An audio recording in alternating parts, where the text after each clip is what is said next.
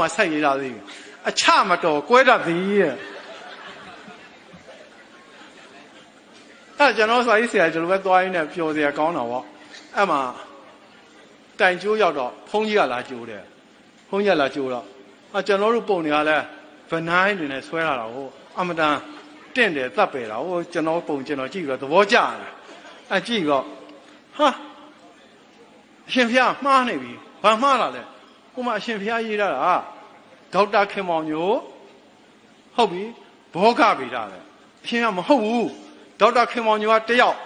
ခင်မောင်ညိုဘောဂဗေဒ1ယောက်စိုက်เสีย2ယောက်မတူဘူးဖျားတော့ဒေါက်တာခင်မောင်ညိုဆိုရင်ဘောဂဗေဒမပါဘူးလို့ပြောတော့အဲ့ဒါနဲ့တကာတဲ့လာတဲ့ဟိုတစ်ပင်ပေါ်မှာချိတ်ထားတဲ့ဆိုင်းဘုတ်ကြီးမင်းသွားပြင်သွားတယ်ဆေးဘုံသွားယူခဲ့တယ်တကာလည်းဆေးဘုံယူတစ်ပင်နော်ငတောင်းကြိုက်တော့တက်တော့အပေါ်ရောက်တော့အရှင်ဖျားဘာပြင်ရမလဲဖျားဖြတ်လိုက်သွားတယ်အရှင်ဖျားဘာဖြတ်ရမလဲဖျားမင်းတော်အားတော့ဒါဒေါက်တာခင်မောင်ညိုတဲ့ဟုတ်ပါတယ်တပည့်တော်ဘာဖြတ်ရမလဲဒါဒေါက်တာခင်မောင်ညိုလေးတဲ့သူ့မှာဘောမပါဘူးဖြတ်လိုက်တယ်အဲ့ဒါနဲ့နော်ကျွန်တော်တို့ဒီလိုမျိုးခရီးသွားတဲ့အခါမှာတွေ့ရကြုံရတာလေပြောရင်ဆိုရင်လည်းပဲနော်စာရေးဆရာလုပ်ရတာသက်သာတာလည်းရှိတယ်မသက်သာတာလည်းရှိပါတယ်ဒီရမှာကျွန်တော်ခုနပြောရလို့ပေါ့ကျွန်တော်တို့စာရေးဆရာတွေကတကယ်မှာအမှန်တရားတွေပြောတယ်မေတ္တာတရားတွေပြောတယ်အမှန်တရားတွေပြောတယ်မေတ္တာတရားတွေပြောတယ်ဆိုတော့ကျွန်တော်ကနိုင်ငံခြားပညာသင်တာတွေများတော့ကျွန်တော်ပြောပြခြင်းတဲ့ပုံမြင်လေးတချို့ဟာနိုင်ငံခြားပုံမြင်ပဲဖြစ်မှာပဲ။နော်ပုံမြင်တော့မဟုတ်ပါကျွန်တော်အထုပ်ပတ်တိတစ်ခုတော့အမှန်တန်အရေးကြီးတဲ့အထုပ်ပတ်တိတစ်ခုပြောခြင်းပါတယ်။အဲ့ဒီအထုပ်ပတ်တိကဘယ်သူအကြောင်းလဲဆိုရင်အလက်ဇန်ဒါဖလမ်မင်းအကြောင်းပါပဲ။အလက်ဇန်ဒါဖလမ်မင်းကအားလုံးဒီကလူတွေကလေးတွေသိပါတယ်။အလက်ဇန်ဒါဖလမ်မင်းသည်ပက်နက်စလင်ကိုထုတ်တဲ့ပုဂ္ဂိုလ်ဖြစ်တယ်။ပက်နက်စလင်ကိုမထုတ်မီမှာသူကစကော့တလန်တောထဲမှာအဖေကြီးဖလမ်မင်းကြီးနဲ့နေရတယ်။အဖေကြီးကသစ်ခုတ်ရောင်းရတယ်။သားလေးကိုနဲ့ဇနီးကိုအိမ်မှာထားသစ်သားခုတ်တာ။ညနေပြတရက်ပြန်လာတဲ့အချိန်မှာအသံကြားတယ်။ကဲတော်မူပါကဲတော်မူပါ။သူ့နားမှာဆွမ်ဆိုတဲ့နှုံးသဲမြေတွေရှိတယ်။အဲ့ထဲကိုလူကျွံသွားရင်ပြန်တက်လို့မရအောင်။ဖြည်းဖြည်းနဲ့မြုပ်သွားသေသွားနိုင်တယ်။ကဲတော်မူပါကဲတော်မူပါဆိုဟာခလေးအတန်ပဲဆိုတော့သူကကြိုးကိုလေးနဲ့သူကဆက်ပြေးသွားတယ်ဖလမ်မင်းကြီးကပြေးသွားပြီးတော့ကောင်လေးတယောက်တွေ့တော့အဲ့ဒီကောင်လေးကိုသားရီကျိုးကိုဆွဲဆိုတော့လပင်းဒီပါနစ်နေတဲ့ကောင်လေးကိုကျိုးပြစ်ပြီးတော့ဆွဲတင်လိုက်တယ်အပေါ်ရောက်တော့မင်းကွာဘာဖြစ်လို့ဒီကလာလဲကျွန်တော်လမ်းထင်လို့တဲ့လမ်းကဒီဘက်ကမင်းပြန်တော့ဆိုတော့လမ်းပြတော့ပေးပြန်လိုက်တယ်နောက်တစ်နေ့ကျတော့ဖလမ်မင်းအိမ်ကြီးကိုအိမ်ရှိမှရထလုံးတစ်စီးဆိုင်လာအဲ့ရထလုံးကလော့ဆိုတဲ့မြို့သားကြီးစီးတာပေါ့မြို့သားကြီးအော်တယ်ဒါဖလမ်မင်းအိမ်လားဟုတ်ပါတယ်ခင်ဗျကဲသွားဆိုရထားတင်းကိုငွေထုတ်ကြီးသွားပေးတယ်ဒါမှလို့ရမယ်မင်းငါသားကိုကဲလို့ကွာဒီငွေထုတ်ကိုလာပို့တာဟာဒါတော့မယူပြရစင်နဲ့ကျွန်တော်တို့ကဲတင်တာတစုံတစ်ခုလိုချင်လို့ကဲတင်တယ်လို့လူတွေယူဆမယ်လူတွေကိုတွန်းချပြီးတော့ကျွန်တော်ကဲပြီးတော့ပတ်စံယူတဲ့လူလို့ထင်အောင်ပေါ့ကျွန်တော်တို့ကဘဒုမှလည်းကြောက်တယ်မတွန်းဘူးကြနေလို့ကဲရင်လည်းအဲ့ဒီပတ်စံမယူပါဘူးဆိုတော့ရထလုံးစီကိုငွေထုတ်ပြန်ပို့တယ်သူ့နောက်မှာခလေးလေးတယောက်ပါလာအဲ့ဒီခလေးလေးဟိုလော့ကြီးကတွေ့တော့ဟေးဒါဘဒုလဲတဲ့ကျွန်တော်သားပါအလက်ဇန်ဒါလို့ခေါ်တယ်ဘယ်နဲ့တန်းလဲတဲ့သူကြောင်းမနေရဘူးတဲ့ဒီမှာဘယ်မှာကြောင်းနေရမလဲဟာဒါဆိုငါနဲ့ထဲလိုက်ပလားငါမွေးစားမယ်ဆိုတော့လန်ဒန်ကိုခေါ်သွားလိုက်တယ်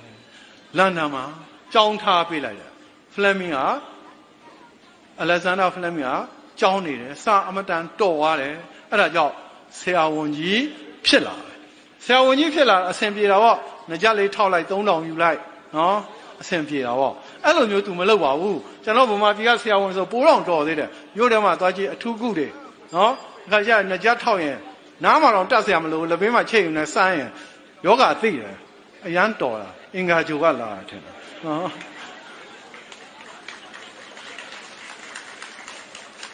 ဒါပေမဲ့ အလက်ဇန္ဒာကအယံကိုပြည်သူအတွက်အကျိုးပြုခြင်းတယ်ဒါကြောင့်သူကသူတေသနာရွယ်လုပ်တယ်နောက်ဆုံးကြတော့ဘာတွေ့ရလဲပေါင်မုတ်မှာရှိတဲ့မှုကပဋိဇီဝဆေးပါပဲဒီဆေးကိုစမ်းသပ်မယ်ဆိုကုသတဲ့ဟာတွေအများကြီးအောင်မြင်လာအဲ့ဒီအချိန်မှာစစ်ပွဲတွေကဖြစ်နေတာစစ်ပွဲမှာလူတွေတယောက်ဒဏ်ရာရတယ်ဒဏ်ရာနည်းနည်းကနေဒဏ်ရာကြီးကြီးနဲ့သေတာများတယ်တကယ်တော့စစ်ပွဲမှာသေတာအယောက်100ဆိုရင်ဒဏ်ရာကြောင့်သေတာအယောက်1000နဲ့ချီရှိတယ်အဲ့ဒါအပြင်ကိုဆောင်းတွင်းဘက်မှာညမိုနီးယားလို့ခေါ်တဲ့အဆုတ်အေးမိယောဂါတွေလည်းဒီဆေးကနိုင်တယ်ပက်နက်ဆလင်ကအစပေါ်တဲ့ပဋိဇီဝဖြစ်ဆေးဖြစ်တဲ့အတွက်နတ်ဆေးဖြစ်တယ် God sent ဆိုတော့ဘုရားသခင်ကပေးလိုက်တဲ့ဆေးဆိုရင်ဒါငါဘာလို့ယူရမလဲဒါကိုငါမယူဘူးလူတိုင်းလုပ်ဖို့ formula ပေးမယ်ဆိုပြီးတော့အားလုံးအတွက်ကို patent right မယူနဲ့ပေးလိုက်တယ်ဒီကမ္ဘာလုံးကဒီဆေးနီးနဲ့ကုလိုက်ကြတာလူသန်းပေါင်းများစွာအသက်ရှင်သွားကြပါတယ်ဒါကြောင့်အလက်ဇန္ဒာဖလမ်မင်းကကမ္ဘာကျေးဇူးရှင်ဖြစ်ပြီးတော့ကမ္ဘာကျေးဇူးရှင်ကိုဂုဏ်ပြုတဲ့အနေနဲ့နိုဘယ်ဆုပေးလိုက်ပါတယ်နိုဘယ်ဆုကသူရတဲ့နိုဘယ်ဆုကဘာဆုလဲဆေးပညာနိုဘယ်ဆုဖြစ်တယ်ကျွန်တော်တို့ဗမာပြည်ကနိုဘယ်ဆုရတယ်လို့ရှိပါတယ်ဘာတူလဲဒေါ်အောင်ဆန်းစုကြည်သူကဘာနိုဘယ်ဆုရလဲငြိမ်းချမ်းရေးနိုဘယ်ဆုနိုဘယ် Peace Prize ရတယ်နိုဘယ်ဆုကအမှန်တန်ခက်တယ်ဆိုပေမဲ့လူသားကိုတကယ်တမ်းအကျိုးပြုရင်ရပါတယ်ခုနအလက်ဇန္ဒာဖလမ်မင်းရဲ့အဖေကြီးကဲတင်လိုက်တဲ့ခြာတိတ်လေးကလည်းအသက်ကြီးလာတော့နိုဘယ်ဆုရသွားတယ်သူရတဲ့ဆုကတော့စာပေနိုဘယ်ဆုဖြစ်တယ် literature သူစာအမှန်တန်တော်တယ်ဒါပေမဲ့သူကစာတော်တဲ့အပြင်ကိုတိုင်းပြည်ကိုလည်းဗြိတိရှတိုင်းပြည်ကြီးပေါ့အင်္ဂလန်ကိုဒါစီဂျာမနီလက်ထက်ကဲတင်နိုင်ခဲ့တယ်သူ့နာမည်က Winston Churchill ဖြစ်တယ် Winston Churchill ကို George ဘုရင်မင်းမြတ်ကမင်းဝန်ကြီးချုပ်လုပ်ပြီးတော့တိုင်းပြည်ကိုမင်းတက်ဆွမ်းတဲ့လုပ်ပေးလိုက်ပါလို့ပြောတယ်ဒါကြောင့်သူဝန်ကြီးချုပ်ဖြစ်ပြီးတော့မိတ်ခွန်းတစ်ခုပြောခဲ့တယ်အလက်ဇန္ဒာဖလမ်မင်းအဖေကြီးမကဲ့ရင်သူဒီနေရာမရောက်ဘူးလေသူကအကောင်းဆုံးမိတ်ခွန်းပြောတယ်ဘာလဲဆိုတော့ကျွန်တော်ခင်ဗျားတို့ကိုပေးစရာဘာမှမရှိဘူးတဲ့ကျွန်တော်မှာသွေးပဲရှိတယ်ချွေးပဲရှိတယ်အဲ့ဒါတွေပဲကျွန်တော်ပေးမယ်နာဇီဂျာမနီတွေကိုကျွန်တော်တို့ကောင်းကင်မှာတိုက်မယ်မြေပြင်မှာတိုက်မယ်အိမ်ကြားမှာတိုက်မယ်ကွင်းပြင်မှာတိုက်မယ်ရေထဲမှာတိုက်မယ်လေထဲမှာတိုက်မယ်ဒါပဲသူကဆက်ခါပြောတယ်ကျွန်တော်ပေးစရာမျက်ရည်နဲ့ချွေးနဲ့သွေးပဲရှိပါတယ်သူစကားဒီကမ္ဘာလုံးကအံ့ဩဝမ်းမြောက်ပြီးတော့လက်ခံကြတယ်ဘာဖြစ်လို့လဲသိလားမှန်တာကိုပြောလို့ပေါ့ तू ကမလုံနိုင်တာဘာမှမပြောဘူးလုံနိုင်တာပဲပြောတယ်နော်မလုံနိုင်တာဘာမှမပြောဘူးကျွန်တော်တို့သမ္မတကြီးလိုပါပဲကျွန်တော်တို့သမ္မတကြီးလဲနော်အေယာဝတီမြစ်ဆုံစီမံကိန်းရက်လိုက်မယ်ဆိုရက်လိုက်တာပဲမဟုတ်ဘူးလားရက်လိုက်ပါတယ်နော်ထားလို့မယ်တော့ကျွန်တော်မသိဘူးနော်အဲ့တော့ရက်ဆိုရင်ရက်တယ်ကျွန်တော်တို့ဒီခေါင်းဆောင်လောက်တဲ့လူကအမှန်တရားပြောရင်အမှန်တရားကကဘာတည်၍တည်နေပါတယ်ဒါကိုဘယ်တော့မှဖျောက်လို့မရဘူးတတ်မတော်ဆိုတာတက်တဲ့ဖြစ်တယ်လို့ပြောရင်ဦးနေဝင်းပြောတဲ့စကားဒီနေ့အထိအားလုံးသိနေတာပဲကျွန်တော်ကိုတက်တဲ့ဖြစ်တယ်ဆိုဒီကောင်သေအောင်ပြစ်တာပဲလို့ပြောတာနော်တော်တော်ရင်နာကြတယ်ဒါဟာခံစားရတာဒါလို့ခံစားရတဲ့ဟာတွေကိုကျွန်တော်တို့ကသတိထားရမှာဖြစ်တယ်ဒါကြောင့်အလက်ဇန္ဒာဖလမ်မင်းရဲ့အဖေကြီးဖလမ်မင်းအဖေကြီးဟာခဲတစ်လုံးနဲ့ကန့်နှကောင်ဖြစ်တဲ့လူသန်းပေါင်းများစွာကိုကဲတင်နိုင်တယ်သူတို့နှစ်ယောက်လုံးကလည်းကဘာ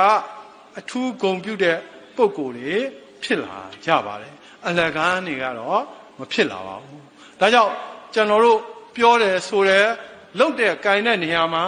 တယောက်ကိုတယောက်မေတ္တာမထားဘဲနဲ့တော့ဘယ်လိုမှလုပ်လို့မရပါဘူးကျွန်တော်ပုံမြင်လေးတစ်ခုပြောပြမယ်မေတ္တာထားတဲ့အကြောင်းပြောပြတာပါအမှန်တန်ကောင်းတဲ့ပုံမြင်လေးပါဒါလည်း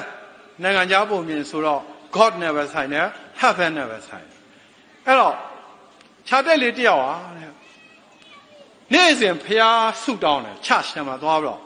God နဲ့တွေ့